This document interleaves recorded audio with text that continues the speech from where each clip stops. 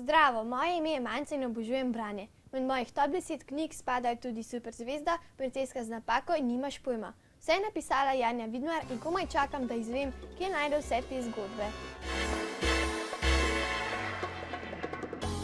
Hodim po svetu z široko odprtimi očmi, ker sem grozno radovedna, pa vse me zanima, pa ogromno berem, pa ogromno gledam, opazujem svet okrog sebe, pa mislim, da kar precej potujem, pa rada se družim z mladimi, tako da zaenkrat navdiha ne zmanjka. Slišala sem, da zelo rada športaš. Kako se najraje razmigaš? Na vse mogoče načine. Zelo rada tečem, pa pohodnica sem strastna, na Pohorju. Mislim, skoraj ne mine dan, da ne bi našla pač vsaj nekaj trenutkov, da se uspnem vse do našega Lukeja, kot mi rečemo Mariborčani. Sicer pa hodim že, mislim, da 5. leto na body pump, potem hodim na pilates, potem hodim na cycling. Po pravici, če povem, zdaj, ker sliši zelo fajn, da vabim k športanju, seveda vabim, ampak ko si toliko star, ti vse škriplje, pa boli, pa je trdo, če ne migaš redno vsak dan, tako da tudi to je eden od razlogov. S časoma pa postaneš zasvojen. Si bila vzorna učenka? Nisem. Bila sem zanikrna učenka.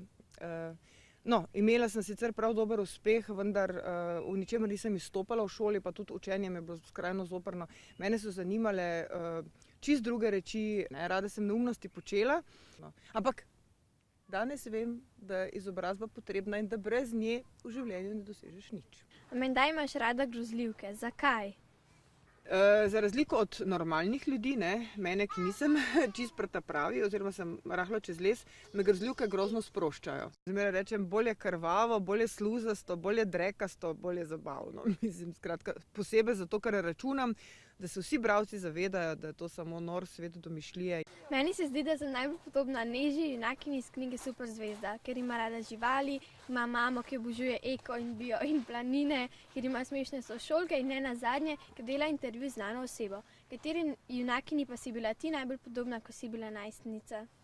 Pa meni se zdi, da pa kar tej Janci iz knjige Pink, zato ker so deloma avtobiografski elementi in sem bila kar tako približno zmešana, čist nekako tisto, da nisi popolnoma z tega sveta, ampak drugam pa tudi ne spadaš. Tako da bi rekla, da kar Janci Vidmar iz Pink. Kakšen je občutek, ko dokončaš knjigo in jo bralci sprejmejo z navdušenjem?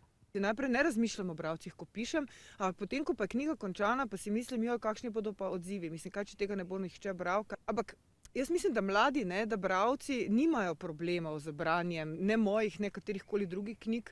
Mislim, da odraslim povzročajo preglavice, knjige, ki ne vatirajo, ki niso pravlične, ampak ki povedo mladim, kaj je v življenju. Mislim, da imajo odrasli s tem veliko večje težave kot pa mladi. Tole je bilo pa super, daj vidim, da morajo biti tudi pisateljice vedno odprtih oči. Dio!